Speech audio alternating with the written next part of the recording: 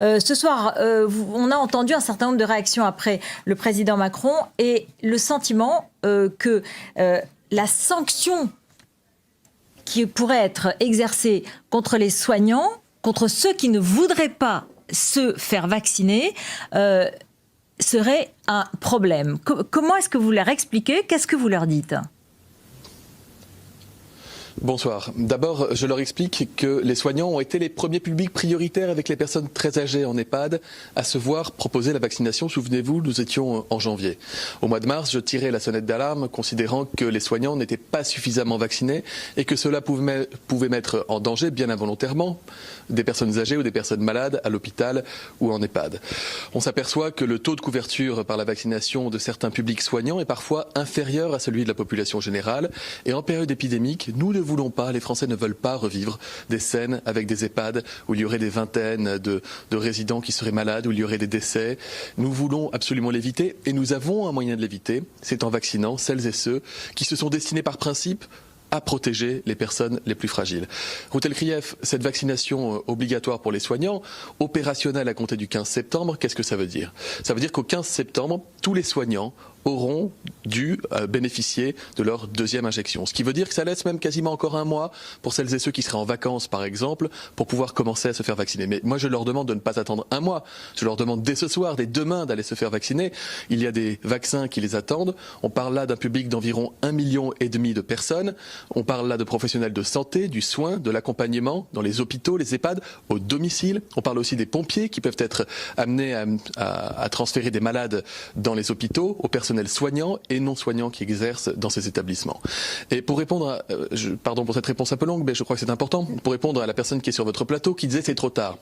Dès la promulgation de la loi, nous pourrons exiger la réalisation de tests réguliers de la part des soignants pour vérifier s'ils ne sont pas vaccinés, qu'ils ne sont pas contaminés. Et lorsque la loi sera promulguée, donc, nous irons vers ce dispositif de vaccination obligatoire. Il existe déjà pour d'autres maladies, l'hépatite B, la diphtérie, la polio. Justement, quelles seront les sanctions et comment s'exerceront les contrôles à partir du 15 septembre? À partir du 15 septembre, si vous êtes soignant et que vous n'êtes pas vacciné, vous ne pourrez plus travailler et vous ne serez plus payé. C'est-à-dire que vous serez suspendu de vos fonctions en quelque sorte? Ça veut dire que vous ne pourrez plus exercer au contact de personnes fragiles et malades. Mais vous savez, là, c'est normal. On parle de sanctions, on parle de deadline. Je comprends parfaitement. Ce que je veux vous dire, c'est que dans d'autres pays qui ont mis en place la vaccination obligatoire des professionnels de santé, on a constaté qu'il y avait une recrudescence de la vaccination dans ces publics. Je pense à l'Italie, par exemple. Au moment où la loi s'appliquait véritablement, il y avait moins de 3% des professionnels qui n'étaient pas encore vaccinés. Donc je crois qu'il y avait parfois un peu d'attente, un peu de stupeur, et que donc cette loi va permettre de convaincre celles et ceux qui ne le seraient pas. D'ailleurs, vous l'avez peut-être vu, mais sur les plateformes de réservation en ligne de vaccination, ça n'arrête pas depuis un peu plus d'une heure. Il faut savoir que nous tournions habituellement dans une bonne journée ces derniers temps à quelques centaines de prises de rendez-vous au mieux à la minute et au maximum de la journée. Là, nous avons atteint des 20 000 rendez-vous pris à la minute, ce qui tombe bien parce que nous avons beaucoup de vaccins. Le président de la République l'a dit, 9 millions de doses disponibles, plus de 30 millions de doses disponibles d'ici à septembre, qu'il y a plus de 1500 centres qui vous attendent, que vos médecins traitants vous attendent, vos pharmaciens vous attendent, les infirmiers qui vaccinent et qui ont des doses de vaccins vous attendent pour pouvoir vous protéger. Voilà, donc je le répète, vous avez dit, ceux qui ne seront pas vaccinés ne pourront plus travailler et ne seront pas payés. Ça, c'est important, c'est votre message ce soir. Certains diront, vous avez entendu Marine Le Pen, elle a dit c'est la fin des libertés, c'est la déliquescence de l'État. Il y a d'autres réactions sur justement cette obligation et cette contrainte. Vous l'assumez ce soir ? Mais d'abord, je considère, moi, que le vaccin est une chance. Et d'ailleurs, une grande majorité de Français, une très grande majorité de soignants considèrent aussi le vaccin comme une chance qui nous est offerte par la science, qui permet de sauver des vies, qui permet au monde de se débarrasser progressivement de ce virus, qui nous permet d'affronter des vagues qui peuvent être très intenses avec moins d'impact sanitaire, moins d'hospitalisation, moins de morts. Le vaccin n'est pas une punition, le vaccin est une chance, encore une fois. C'est de la prévention. On parle souvent de la prévention comme le parent pauvre de la santé dans notre pays. La vaccination est est la quintessence de la prévention en santé. Donc moi je considère que c'est une chance et donc demander aux soignants qui sont au contact de publics fragiles de se protéger pour ne pas prendre le risque de leur transmettre le virus. J'ai réuni les 7 ordres professionnels et les 8 fédérations hospitalières et d'EHPAD la semaine dernière à mon ministère. Tous, à l'unanimité, ont signé un appel à intensifier la vaccination des soignants et à aller vers l'obligation vaccinale en considérant que c'est une obligation professionnelle, morale, éthique, personnelle, individuelle. Donc il ne s'agit pas du tout de stigmatiser. Moi je suis reconnaissant, vous n'imaginez même pas à quel point, d'abord je suis membre de la famille des soignants, je suis médecin et j'ai été aide-soignant avant d'être médecin en EHPAD. Je suis ministre des soignants, je suis ministre des patients. Et donc je chéris cette famille des soignants et je veux pouvoir leur apporter la protection qu'ils méritent aussi et qui est justifiée de par le simple fait qu'ils portent la blouse et qu'ils sont eux-mêmes au contact de personnes malades. Donc c'est une solution qui est gagnante pour eux et qui est gagnante pour les Français. Alors qui les protègent. en un mot, Olivier Véran, comment exercerez-vous les contrôles et est-ce il faut comprendre que c'est une forme de première étape avant une vaccination obligatoire pour tous les Français?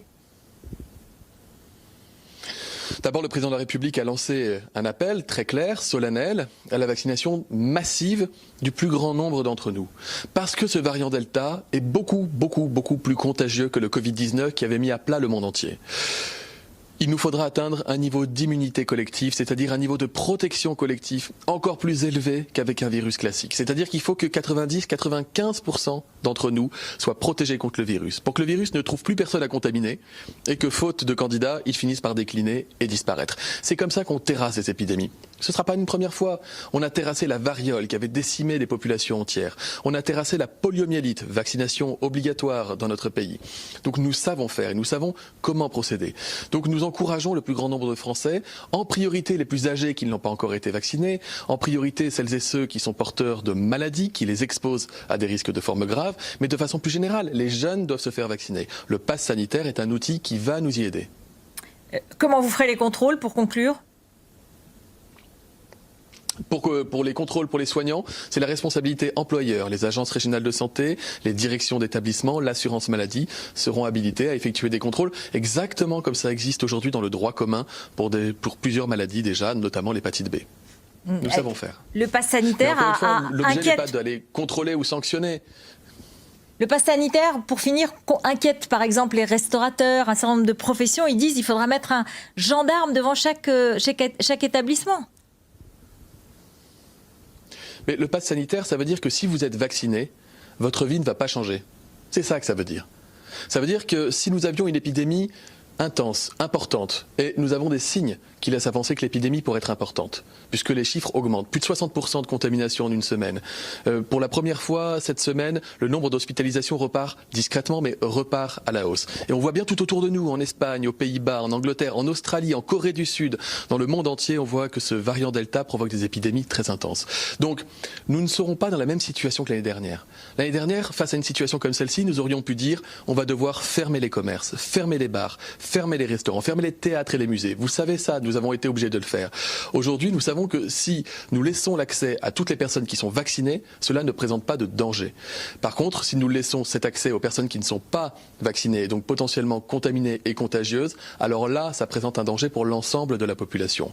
Donc il ne s'agit pas de fracturer les gens, il ne s'agit pas de séparer les gens. Au contraire, la plus grande exclusion serait de devoir reconfiner et de refermer les établissements.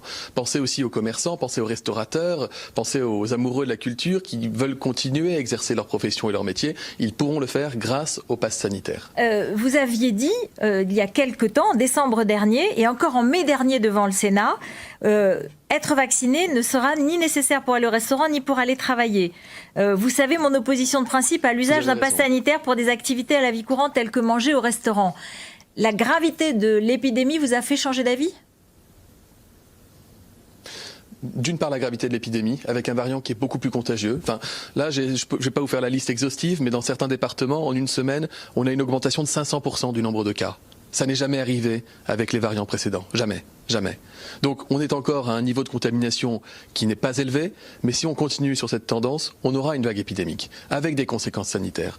Et la grande différence, c'est que maintenant, la majorité de la population française est vaccinée. Et l'autre grande différence, c'est que les études des scientifiques nous montrent que si nous fermions la totalité des établissements qui ont été fermés pendant le confinement pour tous les Français, nous aurions le même impact que si nous laissions ouverts ces établissements pour les personnes vaccinées. Dès lors, oui, je fais évoluer ma position, je n'ai pas de honte à le dire. Et d'ailleurs, mon inclinaison naturelle, et je suis sûr que la vôtre non plus, Routel Krief, et celle des Françaises et des Français qui attendent de nous que nous généralisions ce pass sanitaire, leur inclinaison naturelle n'est pas de se dire qu'on va avoir des gens qui pourront accéder de façon plus ou moins facilitée à des restaurants selon qu'ils sont vaccinés ou non. Mais c'est le principe de réalité. Et c'était aussi ça un geste de courage. Vous citiez Marine Le Pen. Vous pourriez aussi citer Jean-Luc Mélenchon. Je ne compare pas les deux, mais les deux s'illustrent depuis le début de cette crise sanitaire par l'absence totale d'engagement et de prise de décision pour protéger les Français. C'est tellement facile de balayer tout ce qui est du domaine de la contrainte en considérant qu'on pourrait faire différemment. Routel Krief, depuis 1 an et demi, si on avait été capable de faire différemment, si les Anglais, les Américains, si les Coréens, les Japonais, les Australiens avaient identifié d'autres moyens pour lutter contre une épidémie que celle qui consiste à faire de la distanciation sociale, isoler les personnes potentiellement contaminées, alors nous le serions. On aurait Donc pu le courage aller, en politique, c'est aussi de regarder les Français droit dans les yeux et de leur dire on va prendre des mesures qui ne sont pas forcément celles que nous prendrions dans des jours normaux, mais que nous allons prendre pour vous protéger. On aurait pu aller plus vite sur le vaccin, on aurait pu peut-être avoir cette force de conviction que vous développez aujourd'hui. Certains ont dit que la communication n'avait pas été bien faite quand même sur le vaccin, comme si le gouvernement avait eu peur des anti-vaccins. Donc il y a eu des erreurs quand même commises. Routel Krief, vous pouvez considérer que le gouvernement est responsable de toutes les erreurs, qu'on est responsable de la pandémie, de la vague, de la deuxième, de la troisième. C'est votre droit de poser cette question. Pas tout à fait. Mais très sérieusement, me regarder en me disant qu'on n'aurait pas tout fait pour faciliter la vaccination des Français.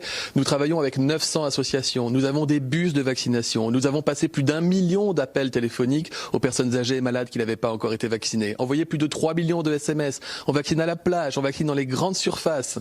On vaccine dans plus de 1500 centres. Il y a plusieurs dizaines de milliers de professionnels qui sont mobilisés tous les jours, 7 jours sur 7, jusque tard dans la nuit parfois pour pouvoir vacciner les Français. Honnêtement, encore une fois, je comprends le sens de votre question et j'y réponds de cette manière-là, mais évidemment que nous faisons le maximum pour encourager les Français à se vacciner et ce depuis le premier jour. Je me réjouis que ce soir, nous puissions enregistrer d'ores et déjà des records de prise de rendez-vous. C'est de bonne aloi, c'est une bonne nouvelle et c'est un signe d'espoir pour notre pays.